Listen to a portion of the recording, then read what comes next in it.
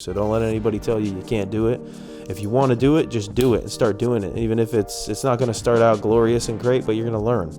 And every time you create more, you're going to learn more and you're going to get better. And if you love doing it, hey, it's going to give you a sense of accomplishment. Because every time I do a little side project, and I'll be up till 3 in the morning working on it, even if I have to work the next day, and I'll just go crazy on it. But once I'm done and I can watch that, what I've accomplished, even if it doesn't get a million views or anything, I feel good about it. And that's what it's all about. Hey everybody, welcome. Hope you're having a good time on YouTube, experiencing the quality of the internets. Anyways, we're going to jump right into it. Mind, Music, and Spirit. We're all about talking about everything. And I'm going to talk to you about my journey to becoming a full-time video producer and what, maybe some tips. And I'm sure you'll be able to relate with me because I'm somebody who definitely came from, I didn't have any friends in the industry. I didn't get broke into the industry. I did it all myself, and just took a lot of work and dedication, and I just stuck with it. And I know if you're looking to try to do it, you can do it too, and you can make it a full-time job, and you don't have to go to school. Because most of the people who are doing the big stuff in this industry, they didn't go to school. You just have to get out there and do it and start producing quality and content, rather. It doesn't even have to be quality. It'll become better quality the more you produce. And that's one of the reasons why I'm starting to produce this show here, is because it's something I've been wanting to do, and you talk about it. And as somebody who's a professional in the industry, I'm always very nitpicky about the quality I want. I want everything to be perfect all the time. But when I'm doing something like this that's creative and talking to people and getting involved with you guys on the internet, and it's a totally different aspect. You got to just start creating content and getting out there and talking to people and stuff like that. But as far as getting into the video production world, what I did was I was lucky enough to get invited to a music video one day. And at the time, I worked at a pawn shop, and I had a bunch of regular jobs. I'd never had really into computers, or never really had anything more than we had Polaroid cameras and stuff like that. We'd go to Eckerd's or Rite Aid and buy little cameras and get them developed, get real pictures when I was young, but it wasn't something I was super into. So what happened, I was about 25 years old, and a friend of mine he's a musician, and he invited me to a music video of his that was being filmed. And it so happened that the guy who was filming it was actually a very established director. So I was pretty pumped. I was like, yeah, man, let's do it. Oh, hell yeah, I want to come. So I go down there, I bring a little 6-pack of beer, have some beers and hang out. And I'm thinking, from the work that I had heard about this guy he had done in the past, I'm thinking that there's going to be like a big crew or something like that. I don't know how anything works. So the guy shows up in his little truck, and he busts out this I believe it was a Canon 7D at the time. It might have been 5D. But, it's just his little camera, a few little lights, and a really cool location, and filmed an awesome music video. It actually ended up on MTV2, and it was just a very cool experience. And when I was on the set, and I was actually flickering the lights and helping click the audio on the MacBook, and for the track to start, it was a rap song. And so after that, and even on set, I asked him a million questions, like, oh, how do you get into this? And I was probably annoying almost, because he probably has some people that ask a bunch of questions, but they're not serious. So I got his information, and I kept in contact with him. And right after that, I went and he told me, you just got to start doing it, So I went and bought a laptop. I took all my tax return money, and I went out and I bought my first laptop, not knowing really anything about computers. So I bought my first laptop, and when I was there, I think maybe I went home and played with my laptop for a day or two, getting to know how to use it, because I don't know anything about computers. So then from there, I believe I went to Best Buy or some store, and I shopped for a video editing program, because I couldn't afford the professional stuff. I wasn't going to spend that money. So I actually found a program called Pinnacle Studio, and I started using that, and I just started learning it and going from there, because I had messed with Windows Movie Maker at first, the free version of Windows Movie Maker. That's where it started, was using the Windows Movie Maker. And then when you got to a certain length in your video, it cut you off, and then you had to pay for it. And then I believe the Windows Movie Maker wasn't very cheap either. So I found the Pinnacle Studio. It was $100. And it's funny, it came with a little green screen thing. I still have it to this day. It's great.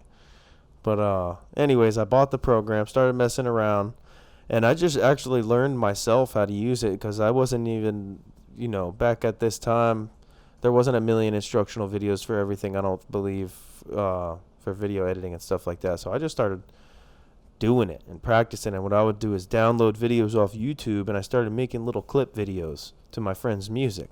And I started editing these little clips together and messing around with all the effects and all the stuff that the program had to offer. It's funny, actually, the program did have Magic Bullet inside of it. And if you're an editor and you know anything about editing, Magic Bullet's a pretty cool little color correction program that you can use, and it had that included. So it was cool. And I learned a lot just messing around from there. And then at the time I was working at a pawn shop, and, I was getting so into it. I would talk about it all the time because I would see the potential. Oh, I want to do this. This is awesome. And, some of the guys there, I could tell they didn't take me seriously. And then I ended up borrowing one of the guy's cameras because he was cool. He lent me his camera. I wanted to mess around, so I started messing around with his little camcorder. He had a little cheap camcorder, and I was filming all kinds of random stuff around my house, and I was making a crazy music video for one of my friend's songs. And I made like this I made like the full video to his song because I wanted to show him that I could make a video if I had a camera. And when he seen it, he was like, "Oh man, yeah, he had a little more faith in me." He was like, "Yeah, man, you should get a real camera. I think that if you had a camera, you could definitely do music videos." So I was like, "You know what? I got to do this." So I got in contact with that director, and he told me buy the Canon 7D. And at the time, it wasn't as cheap as it is now. Now you can go buy the 7D. It's like $700 or something crazy. When I bought it, it was like $1,700 or something.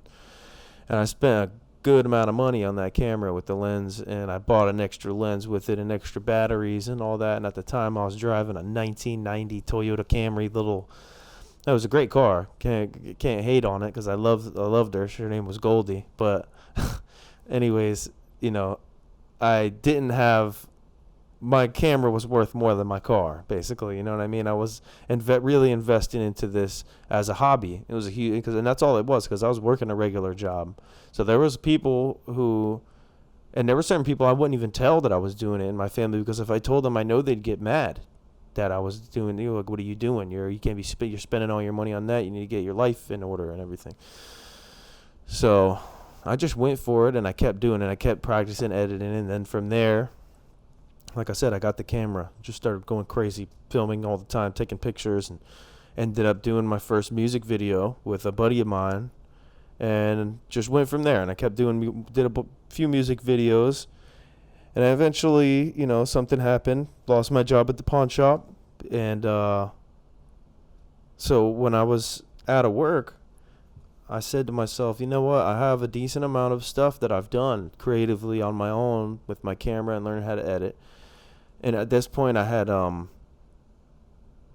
was still editing with Pinnacle Studio, I believe. Or maybe at this point, I had downloaded a hacked version of Adobe and started actually learning how to use that, I think. So, or no, I was still on the Pinnacle before I got my first job. So anyways, I looked on Craigslist. I started looking for a job in the photo video industry, and found a gig at a place, and it was actually, they weren't really giving me many opportunities to do anything that had to do with photography or videography, which is what I wanted. But it was a dual company, which they did photography and videography, and they did media transfer. So I was transferring all film reels and beta tapes and any kind of mini DV tapes, VCR, VHS tapes, people's family home movies, and all kinds of different content that people would send in to get transferred onto DVD, and then you'd have to make menus, and it was cool. I learned a lot of stuff there, but I wasn't doing what I wanted to be doing. But I did meet somebody who was very cool, who I want to bring on this show and talk to him about some stuff. And anyways, long story short, I went through the rest of that experience at that company, and I kind of hit a point to where I wasn't happy. I wasn't growing.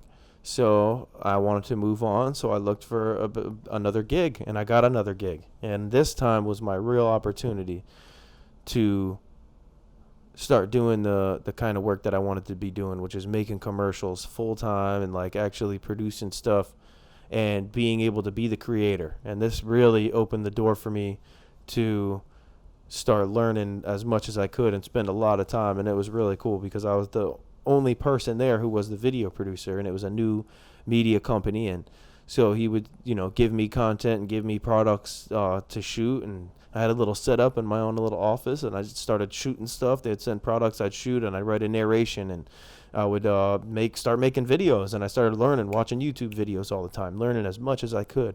And just kept growing from there and stayed with them for a while. And maybe I'll go into details about that on another episode, about that whole experience. But from there, it didn't end badly, but I kind of got, dirted on because I had gave up a better opportunity that I had to stay with this place. And he begged me to stay, and then he ended up leaving the whole company and just took off to Vegas. And so I screwed myself out of the other job too, because when I tried to talk to them, they had already hired somebody or whatever, so I lost that opportunity. So then that's when I decided, you know what, I'm opening up my own LLC. I'm going to open my own company, and I'm going to do this myself. That's when I had the confidence to say, I'm going to open my own company. I actually did it with a buddy of mine who I had met at that company I was working, that media company. I had actually hired somebody, and he was somebody under me. And it was funny because he actually went to film school, and I had more experience than him, and I was better editing because he was in school. It doesn't really, they'll still throw you out there, the wolves, where you start at the bottom. But he was talented, he was hungry, and he did his thing, and we ended up opening a company, or my first company, together. And we were together for a while. We split our ways, and we did a lot of cool work together. We got a lot of cool clients, and that really made me realize, I can do this for sure. But I was still like, how big can I be? How far can I go? And then I ended up opening my own LLC by myself. After that, we split up, closed that one down. I opened it by myself, and on Craigslist, man, like I said, and at this point, I was actually painting. I wasn't even doing the video anymore full time because I couldn't find a gig. So I was back. I took a job painting. I was making good money painting these condos. I actually painted Pat Riley's condo and Don Shula's condo down here in Miami Beach. And anyways, $52 million condo. Insane. But anyways, I was painting, busted my ass, getting up at 4 o'clock in the morning every day, doing this, kind of miserable in a sense, but I was making good money, and I was hungry, and I really wanted to make sure that the next opportunity I had, I was really going to be happy. So every day when I got home, it would make me more hungry to constantly look. Every day I'd look for opportunities, see who's out there, see what's even being posted, if there's anything. And then from there, I got lucky and found this gig where somebody was looking for somebody, and they gave me an opportunity to go in there and edit. And lo and behold, that's where I work now, and it's one of the biggest studios on the Eastern Seaboard, probably the biggest studio on the Eastern Seaboard.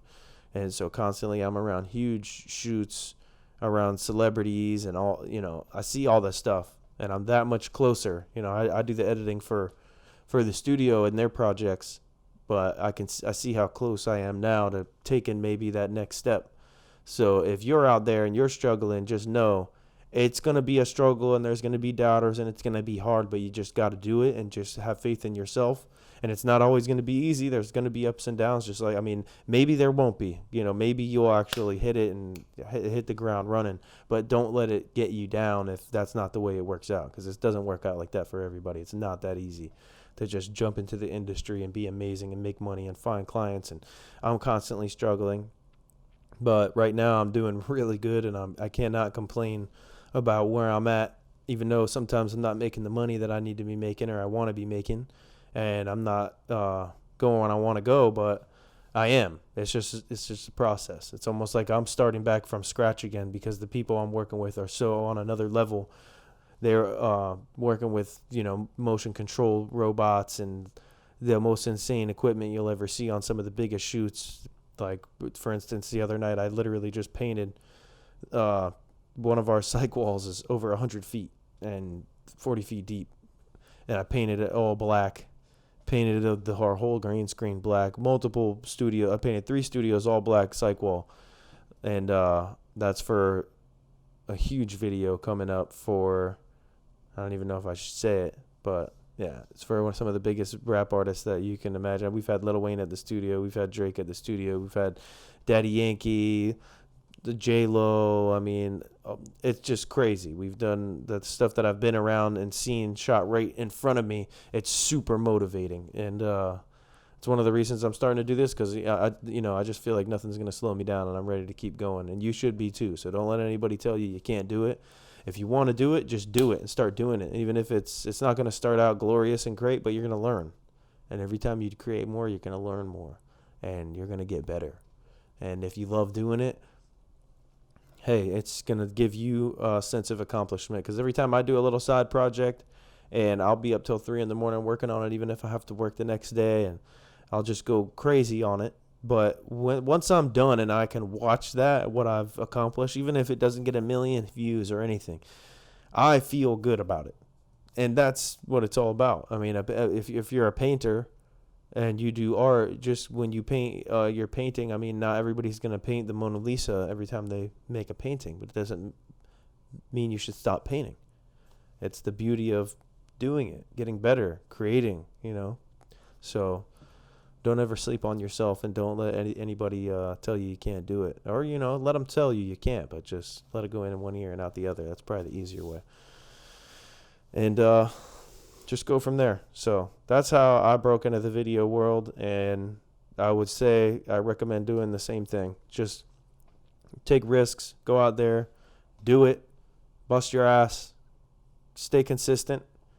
And one more thing, big one. Don't let your friends keep you down. And that's one of my problems that I've been through, and I've been through for years. Certain friends that you see the potential in, and that you want them to help you with certain projects, don't waste all your time trying to put that together. If you can, start networking with a whole new network of people that are willing to put in the time to create, if that's what you're looking to do, is filmmaking and stuff like that. Or if you're looking at doing something that you can start by yourself and eventually bring other people in, like what I'm doing now, just start doing it. Because if you don't, then you can just do it. If you have even if with your phone, anything you have, just start doing your little show or whatever you want to do. And then what's going to happen is all of a sudden people, once they see you're doing it and you've already done it and you're actually getting out there a little bit, then they're going to want to be involved. So don't always try to wait for other people and try to get them motivated to do it, because everybody wants to say, oh yeah, I want to do it. But then when it comes time that you need help or you want to actually work on something, people want to sit around and do nothing. So you got to find people who are hungry. That's definitely an important thing. If your friends aren't as hungry as you, don't let them hold you back. Anyways, thanks for watching. You guys are the bomb. I hope you're even there. I don't know, but if you are, hit us with a thumbs up, subscribe, and Mind Music and Spirit. You already know. Much love. Peace.